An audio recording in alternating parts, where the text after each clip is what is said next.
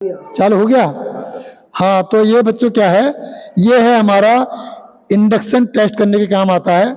इसमें एक induction coil है। इंडक्शन कैसे काम करता है, हम अक्सर बोलते हैं induction motor, induction motor. Induction motor क्या होती है, कैसे काम करती है, ये हम इस पे उसका प्रैक्टिकल करते हैं। आपके घरों में भी होगा इंडक्शन चूल्हा है, इंडक्शन। तो इंडक्शन वो भी इसी पे काम करता है। अब मैं बताऊं क्या होता है, ये ध्यान से सुनो। इसके अंदर एक इंडक्शन कॉइल है, आप समझ नहीं पाओगे कि कॉइल क्या होती है, लेकिन मैं बताऊं हम प्रैक्टिकल क्या कराते हैं।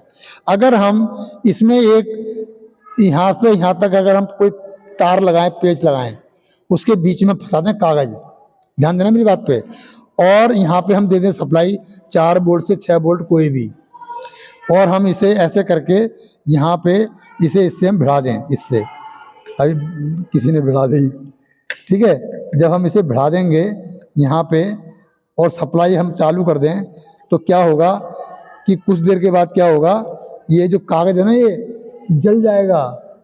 समझ बात, क्या मतलब हुआ कि जो इंडक्शन है, कितनी पावर होती है उस इंडक्शन के अंदर कि वो कागज जला दिया।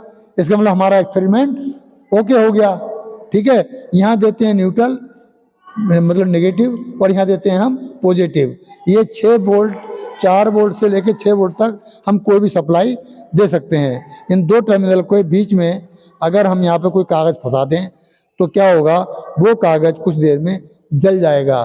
तो उसके अंदर हीट कहाँ से आई, इंडक्शन से, ठीक है। इंडक्शन क्या होता है मैं आपको बता दे रहा हूं कि एक कॉइल यहाँ है और एक कॉइल यहाँ है, ठीक है। दोनों कॉइलें अलग अलग हैं, बट जब हम एक को सप्लाई देते हैं तो दूसरी में सप्लाई अपने आप चली जाती है बिना टच करे।